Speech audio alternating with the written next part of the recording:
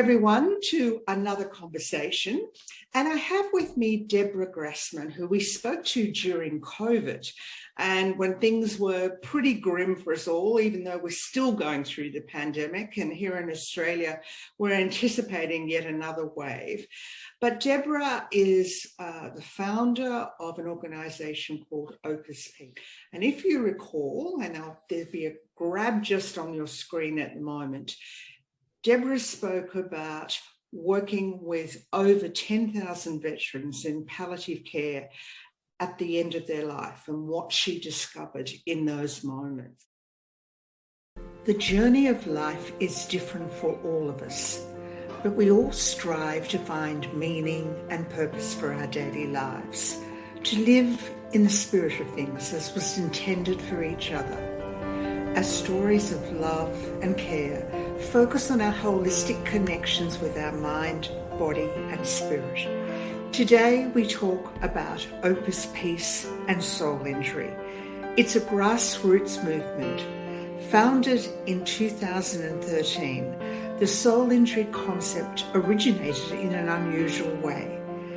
5 VA hospice nurses who cared for 10,000 dying veterans witnessed warrior wisdom emerge from the depths of consciousness, revealing a process for attaining personal peace. Ironically, these lessons about peace came from people who had been trained for war. So welcome, Deborah. Thank you for joining us. Thank you, Kathie, for having me. Thank you for being interested in soul injury and in Opus Peace. You worked in palliative care. Can you tell us a little bit about that experience and what led you to your work today?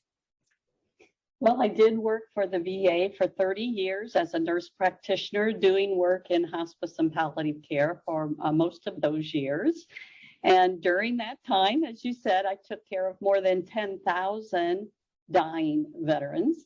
And sitting at those veterans' bedside, as you can probably appreciate, many of them had been traumatized, for example, all of them facing the end of their life on our hospice unit.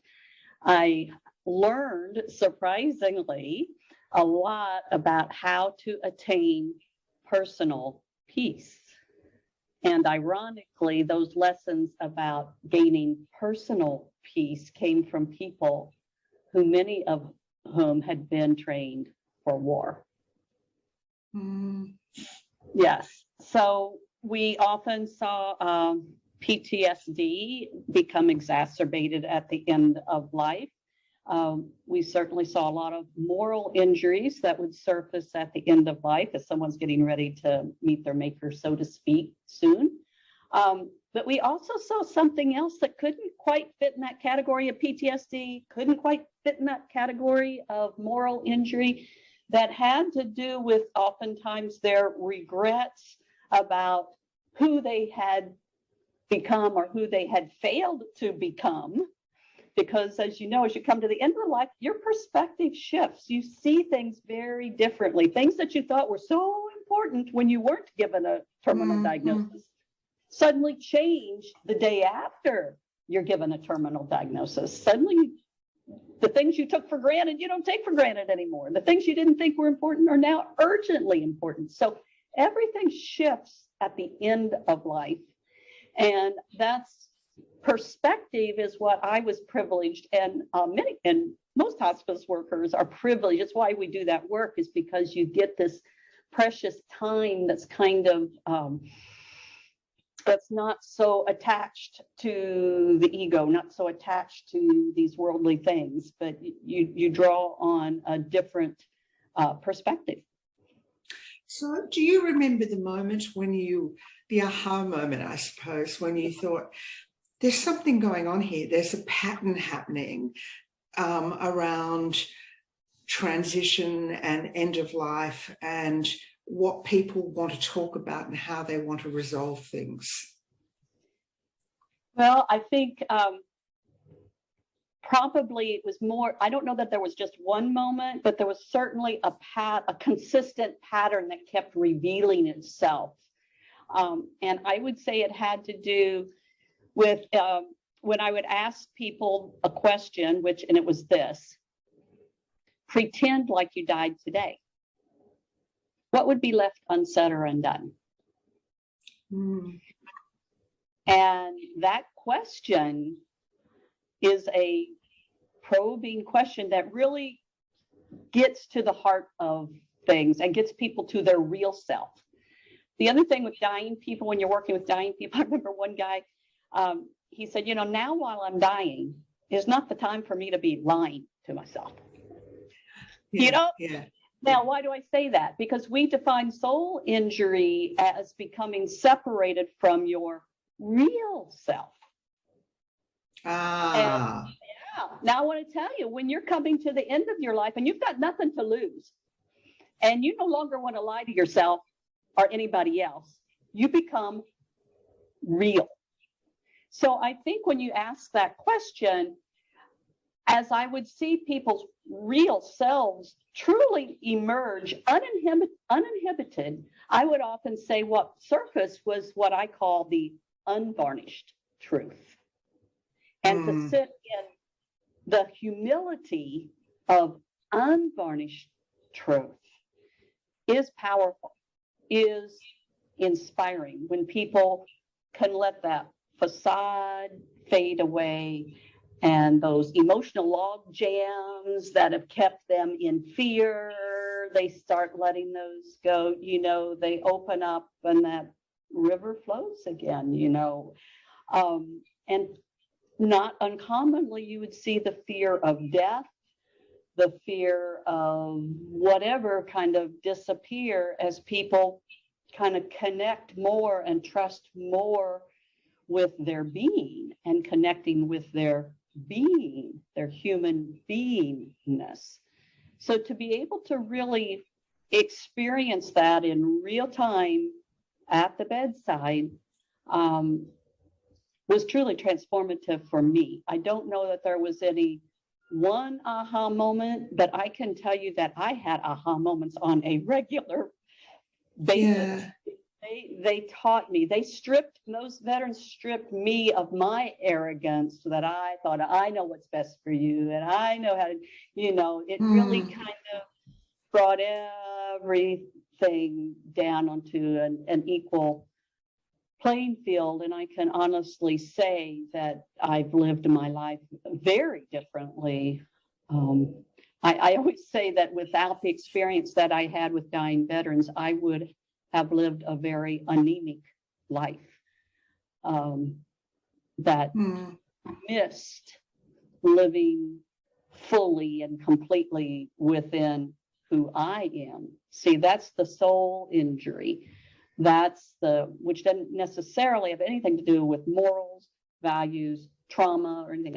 I've never really suffered trauma. I haven't experienced any great, when I spoke earlier sometimes with people about my little Lassie story in my TED talk. So when I was 5, I'm watching Lassie, I'm crying, I'm thinking she's going to die, and my dad walks through the room and laughs at me. And in my 5-year-old mind, I make a decision. I decide to never cry again. And I didn't for 30 years. And then one time I was dealing with something painful. By this time I'm also with dying patients, working in hospice by the time I was 35. And it suddenly dawned on me, what if my fear of feeling my pain is worse than if I just let myself feel it? That's when I allowed myself to cry for the first time. Now, they always say, you teach what you most need to learn, and here I am now teaching about the fear of emotional pain. Now, when we think about moral injury, my dad didn't commit any big moral injury. I mean, I wasn't traumatized by that. I didn't have any great moral injury because of what my dad said to me. But it doesn't change. There's a lot of different ways that you can become dead inside and separated from your own sense of self. And for me, it was just that one little comment. Maybe it was insensitive by my father, but I had a loving, good father. He didn't mean anything ill toward toward me. He didn't, as I said, it wasn't anything immoral that he did. So those kinds of things I often heard with veterans also. Ways that they became separated from who they really were, ways that they got talked out of living the life they really wanted, and instead they sort of lived sometimes a counterfeit life. Well, how do you have a discussion, and what's the term for that? And over time, some of our veterans said, what I really have is a soul injury. I didn't really realize my full potential.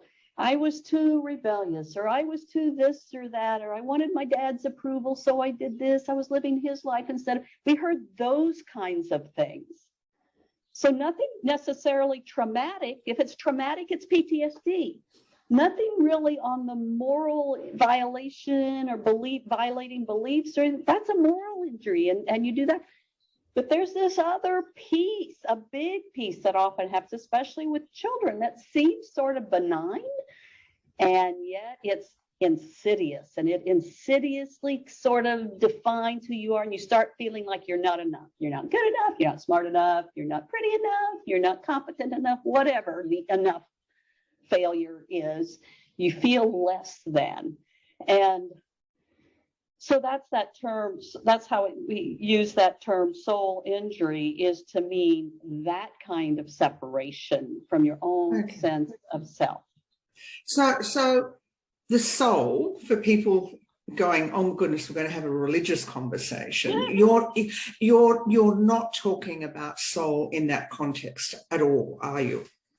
If you look up in Webster's dictionary, the word soul means the essence of something or someone.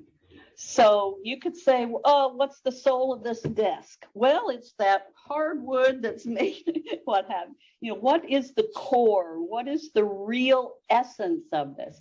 It also uses the term, the vital part in the dictionary. It says that soul is the vital part of something or someone. So at Opus Peace, we define soul as that part inside you that yearns for wholeness. Yes. And we believe that there's a place inside that already has everything you need in order to be whole. Your soul has everything you need in order to be whole, and wants you to live the life that you're destined to fulfill.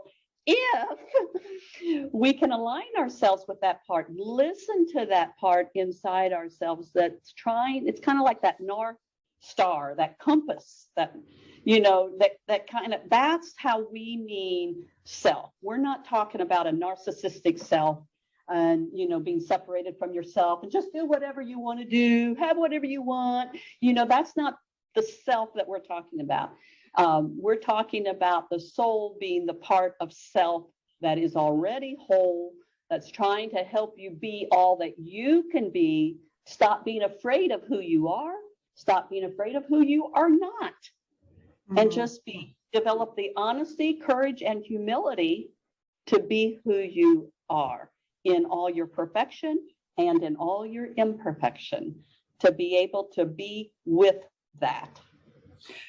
That's wonderful, because as you're talking, I'm thinking of two groups that we work with. We work a great deal with victims and survivors of domestic and family violence, and with injured workers that go through the barbaric workers' compensation system.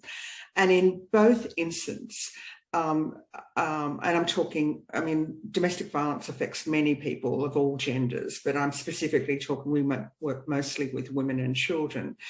It is often said to me, this doesn't reflect who I am. This is not who I am. I didn't, my life should be so much more different. And I see a disconnect with who this professional person often is and trying to be who they are, but all of this other stuff going on. And then in the case of injured workers, the system has beaten them down so much that they've lost again who they are. Do you see that as a soul injury? Absolutely. That's not to say that it can't in domestic violence, they may also have PTSD if those That's lines correct. have been crossed. Yeah. So it's not unusual for someone to have PTSD. And if the PTSD causes them to lose who they really are and get separated from their own sense of self, then they also have a soul injury. And if they were committed a moral injury either to them or toward them, then there's that moral injury piece. So all three can actually exist simultaneously. And I think that's why it's important to be able to listen carefully to know, is this trauma-based? And if so, then a lot of the somatic therapies and, the PTSD changes the brain, and you've got to really get that brain out of that trigger cycle with that amygdala. If it's a moral injury, then we're talking about a different system and looking at morals and values and beliefs and meditations and different things, forgiveness, those kinds of workings that are going to help with moral injury, ceremonies, all of that. If we're talking about soul injury, the way we approach soul injury is basically we believe there are essentially three causes. The first is unmourned loss and hurt, unforgiven guilt and shame, and fear of helplessness and loss of control. So if you look at when people start experiencing a soul injury, and a soul injury can happen pretty suddenly sometimes after trauma. More commonly, it occurs insidiously. Yeah. Slowly, gradually kind of creeps up on you. Yeah, I'm sure when you work with these women with domestic violence, when they look back on how it started slowly. The grooming starts very slowly, where they're told they're less than, they're not good enough, they're called names or whatever it might be. And then gradually, but when they finally wake up and realize, oh my gosh, how in the world did I get here? It didn't happen suddenly. There wasn't one event that suddenly sent them. It's usually gradual things that start creeping in and gradually corrupt your sense of self. So in that sense, I would say, yes, and domestic violence. What was the other category that you asked me about? Injured workers going through the workers' comp. Yeah. So they've been injured at work and then they're through a barbaric system that just keeps re-injuring them. The other thing that can happen in a workplace is sometimes people are unfairly targeted for administrative actions to be the fall guy or be blamed. I've seen that type of thing in any kind of organization. And you might be surprised at how often we hear those kinds of stories of being unjustly fired from a job, or again, something went wrong and blame had to be pushed on somebody and they pushed it on a person. And it really over time corrupts their sense of self. So sometimes just administrative actions, we usually don't think of those as being so damaging, go get another job, go do, but I've seen it many, many, many times, that administrative actions in the workplace. And so do we. Yes. Workplace bullying, workplace harassment, the fall guy for corruption, all sorts of things. Yeah. So maybe, again, it maybe wasn't traumatic. Maybe it doesn't fall in the category of a moral injury. And maybe that if in fact it causes them to start doubting themselves, to lose their self-confidence, to lose who they are, and it goes on, that's a soul injury. And we need to be looking at, well, what are the losses that you experienced? What guilt or shame might you be experiencing? Tell me about your sense of helplessness and not being able to fight back against the upper powers, for example. Tell me what it feels like to lose control of what you thought you had control of. See, all of those are conversations and dialogues that are hugely important to be doing, because, Milton Erickson's, he's kind of a famous psychiatrist, author and what have you, and he always says, once the log jam is opened, the river flows again. True. So it's not so much about trying to put more water in that river, trying to make that river go faster, trying to make that river go more forcefully. It's not about that. Let's remove the log jams. Let's look at grief and loss and hurt. Let's look at guilt and shame. Let's look at your fear of helplessness and loss of control. See, those are the log jams that if you can start easing those out. Now, the one thing I'll say about COVID, it's really raised awareness about losses. Thank goodness, because before COVID, we pretty much thought loss was only associated with death and that type of thing. But now, really understanding the value of grief, of mourning grief, is to be able to let go of what was and open up to what is. You're spot on there, because I talk about grief and loss in workplaces a great deal. And there's been a tendency to push people towards resilience training and more resilience courses, which is not going to achieve the wholeness of the self ever. It's misplaced, in my view. Well, I think what we have to understand, at least our Opus Peace model, is resilience is a product of, it is an asset of the soul. It's already there. It's a matter of what's interfering with us being able to access that resilience, but it's already there. You can't just put more resilience in, because why? Those log jams are still there, but you already have everything you need. You are already resilient. If you're not experiencing it, if you're not accessing it, then there's probably loss, hurt, guilt, shame, fear of helplessness, and loss of control. Those log jams are probably getting in the way. So let's take a look at that. Stop being so afraid of that, and let's get curious about it and open that up. So how do you heal from a soul injury, and how do you identify you've got a soul injury in the first place? Well, number one, how do you identify it? Well, actually on our website, which is opuspeace.org or soulinjury.org, either one, you will see a soul injury inventory tool. This tool has been well researched. It's been published in peer-reviewed journals and textbooks as a valid instrument to measure soul injury. And basically, so how you identify it is to take that little self-inventory, which asks about how you handle hurt and loss, guilt and shame, helplessness, and loss of control in transitions. So that's how you can identify it. Number one. The other thing, sometimes in general, you don't always have to use the tool, just asking people that question of, are there parts of yourself sometimes that you feel like are just sort of missing? Do you sometimes feel lost, or kind of forgotten who you really are? Are you sometimes just feeling adrift?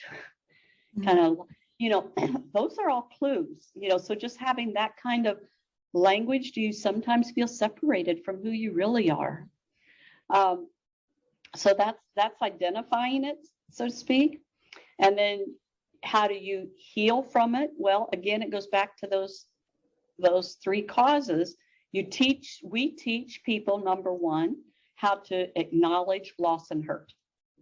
Now, I can tell you, when you've dealt with 10,000 veterans who are stoic, and they have been indoctrinated that you don't show loss or hurt. You're not hurt by anything. You keep going no matter what. And that is important in the military. I'm not saying, we all need to be stoic. We all need to put our big girl panties on sometimes, and you just keep marching no matter that you don't feel like going to work today. You go anyway. So I'm not against stoicism. I don't mean that at all. I always tell people, you want to use your stoicism more like a door that you can open and close at will, as opposed to a wall, which is often what I saw with veterans. They just have this wall, and they're not going to cry. They're not going to grieve. No matter how, here they're coming to a hospice unit, and you ask them how they're doing, and they'll go, I'm fine. Yeah. Well, I can identify with that. Yeah. I'm fine. And there's an acronym for FINE: freaked out, insecure, neurotic, and emotionally empty. I'm fine. Well, at any rate, my point is, when you say, how do you heal? The funny thing is, the very thing that you're running away from is the very thing that will free you up. So what do? You take people into to identifying their losses and helping them feel them, grieve them. That's the internal. And then they have to choose their stance as far as what relationship are you going to take with this loss. And that's called mourning. Mourning, mourning. Mourning is the externalization of the internal feeling of grief. So what are you going to do with this loss that you have? What relationship are you going to have with it? So we help people learn how to mourn. That's a very conscious choice. So that's one thing. Second step, as I said, is unforgiven guilt and shame. So we do distinguish, and that's a whole presentation. We do the difference between guilt and shame. But if they have true guilt for things that they have done, and we all have regrets, we all have done things or not done things that we regret, it's being able to learn how to forgive ourselves. We've all hurt others and others have hurt us. It's being able to forgive others. So teaching people how to do that. And there's a lot of misinformation about forgiveness. Forgiveness is not just letting go. Oh, you just have to forgive them. You just have to let that go. Well, letting go is the last step. It is not the only step. And it takes work and the closer you are to someone, or the bigger wrongdoing that they've done against you, the harder the work is. So anyway, so that's number 2. And the third step for healing, when you talk about how do we heal from this, is really surprisingly, people often are overly controlling whenever they've been in a helpless situation, such as trauma. Or if children are helpless, right? They're at the mercy of their parents. And if they've been wrongfully treated by their parents and they felt helpless, they often, as children, they frequently think they're the cause. And so they feel guilty about that when they were, in fact, helpless. So what do? We help them see the difference and help people feel their helplessness. If they can feel their helplessness, then they don't have to use irrational guilt to try to cover up that feeling of helplessness. So anyway, those are just some of the, when you ask what do we do to heal, we take those log jams that I talked about, and we actually, let's bring out a log and take a look at it. Let's get curious about it, and let's see what we have. We have about 25 different tools that we use to release a log, so to speak. So are therapists becoming more aware of soul injury? Because there's a tendency to pathologize people around mental health when there are other things going on. I'm not dismissing for a moment the importance of good mental health care and seeking out proper medical care. But I mean, it's the same with moral injury. There's been a tendency to pathologize people who are morally injured, and it's emerging as a multidisciplinary sector now, or research area. Would you say the same of soul injury? Well, I would agree. We have presented with the moral injury people many times. I know Rita Brock and some of the others, and I know that they very specifically do not want moral injury pathologized. I mean, they really don't. They don't want it in the DSM. They don't want it pathologized. Same with soul injury. It's part of our human condition. There's the we have a problem being a human being, don't we? It's really hard to be in this world, and yet we have to leave this world to be human with all its physicality, but to be, being, which, how do you define that? How do you, how do you define that and package that? So it is difficult, I think. It is difficult, but we do not want it pathologized. It's kind of like, they used to really pathologize just grief. Grief is normal and natural. When you have a loss, when you have a disappointment, you grieve. So I think, they've really changed the labeling of that in the DSM now, and a lot of those types. So I would put soul injury and moral injury, kind of both in that same category. But I think in both of those camps, we do not want it to be pathologized, that we don't want necessarily labels put on it. It's a predicament. Being a human being is a predicament. It really is. We sort of have this predicament. Well, you're talking a lot of common sense, because no one teaches you how to be a human being. You just are born and the environment around you, and you muddle your way through life. No one teaches you, although we're getting better, about your inner world, and you've got to find out all of these things for yourself. I think what I consistently hear about soul injury and its 3 causes from people that we've been doing this for a while now, I consistently hear the beauty of it for people is it gives people an ordinary, everyday language that is readily understood. Oh, I can relate to that. Oh, I can have a meaningful conversation now with my spouse, my child, whatever, about soul injury, because it's not pathologized, and it's not a lot of this psycho jumble, esoteric stuff. It's really provides us with some good everyday language so that we can have a good, meaningful, non-threatening conversation with someone. So you're on a mission, I'm told, to educate the general public about soul injury, and you have some online courses that people can access? We do. We have moved our program. We do have a Soul Injury Leadership Institute, a 4-day intense training to train leaders. That our primary goal is to be able to reach everyone in a very easily accessible way. So of course that's the internet nowadays, right? So it is, we do have online courses now. We're getting ready to launch that whole program in just a few weeks. And our hope is that people can peruse the library of resources. We have both tools and courses. Now the courses are more elaborate and in-depth and include accompanying associated tools that go with them for releasing whatever the topic is.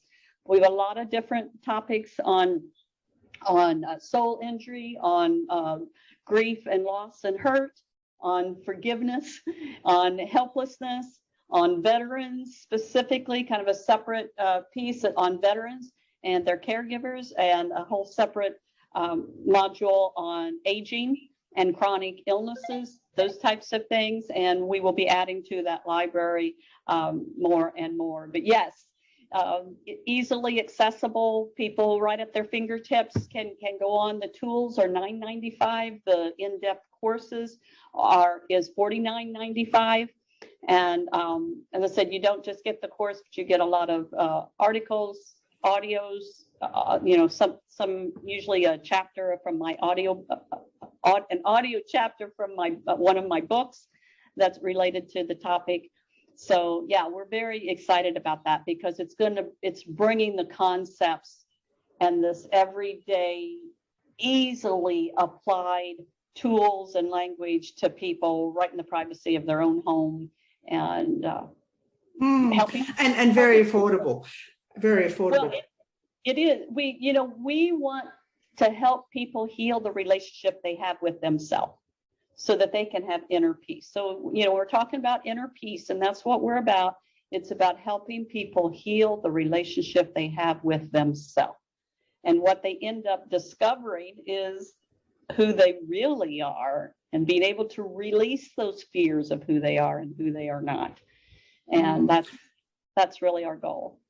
So as we come towards the end, let's just talk about spirituality, because I want to tap into what we started with. That people's perception of the soul can be, if you like, a religious connotation, but it can be for a lot of people.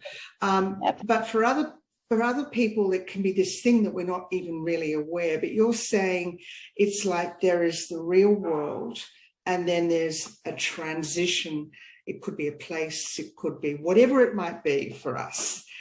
That is where the soul resides. But you're also talking about inner being. Mm-hmm. Well, I think Number one, I would not pretend to know the answer to your question, to tell you the truth. I think sometimes the more you try to define what the soul is, the more you try to box it up and package it and say, well, this is what it is and this is what it's not. Sometimes I think it's the further you get away from the definition when you're trying to define it. I think it's something that is experienced. You have to experience your own sense of being. In many ways, I think that is beyond words, being able to really, it's more an experience. But again, I think in terms, when you use the term spirituality, it is, again, that place inside us that is whole, is complete. The book I wrote, The Hero Within, that's another way you could describe the soul. The soul is the hero within each of us that is able to be who we are, to let go of fears of who we are and who we are not, and to be aligned with our own internal destiny. So that sounds like a lot of mumbo jumbo, not well defined.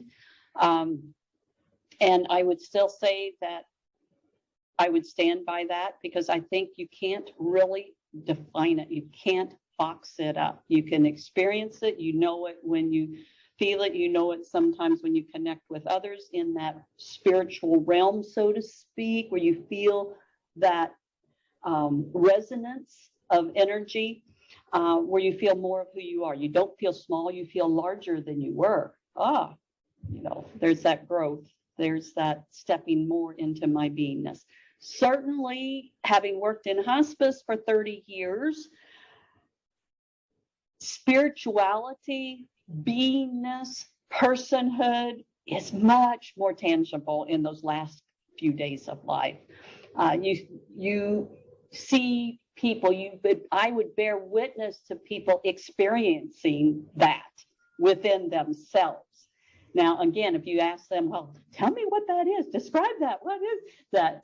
They would be hard put to really, it's impossible to really describe, but you can see it, know it, and resonate with it if you're not afraid of it, and you have to kind of, that's the value of doing hospice work, is you learn to not be afraid of death. And when you can come to the bedside without being afraid of dying, without being afraid of grieving and tears and sadness, and just being able to open up and embrace that. I always say your soul is that place inside of you that's vast and strong and is not afraid of your pain, is not afraid of emotional pain. It's already strong and vast, and, open up to it. When you hear on TV, on whether it's Oprah, Netflix, whatever, you see all of these inspiring stories of people who are faced with just incredible suffering, and yet they bloom, they blossom, they overcome unbelievable odds oftentimes. Well, where is that coming from? And you'll hear their story and they'll tell you, or you watch America's Got Talent, or what's the singing one, a lot of times they will have a story. And what's that story? It's usually a story of suffering. And then they redeem that suffering by stopping being afraid of suffering, choosing a different stance with it, and growing into their larger self. What is that larger self? That's the soul self. And that's the self that we at Opus Peace want to aspire ourselves to and inspire others to grow into. Don't be afraid to grow into who you really are. Well, who is that? I don't know. Only you can, you may not know even who you are yet. You can discover it. Just open up, let go of the fear, and become curious about all your faults. Become curious about all your failures, all your losings. Become curious about all your gainings and successes. It's the full spectrum. Open up to it all. The good, the bad, the ugly, the beautiful. Open up to the full spectrum. Not just, we have a real bias toward the positive, the real bias towards success. Who teaches us how to lose, how to fail? Loss and failure And loss and failure is a big part of life. And if we can learn to open up to it and embrace the full spectrum, not be afraid of it, not insist, oh, I only want to get the lessons, I only want to see the positive, I always want to have those rose-colored glasses on. No, I want to experience life. It's all of it, the full spectrum. And yes, that does include death. Thanks for joining us, Deborah. Cultivate in me the willingness to re-own, rehome, and revitalize pieces of myself so wholeness can be restored. Grow in me the honesty, courage, and humility to release my fears of who I am and who I am not. Fuel me with your grace. Don't forget to subscribe to our channel, to like the video, and even leave us a comment. I'd love to know what you think about soul injury, and I'll see you in the next video.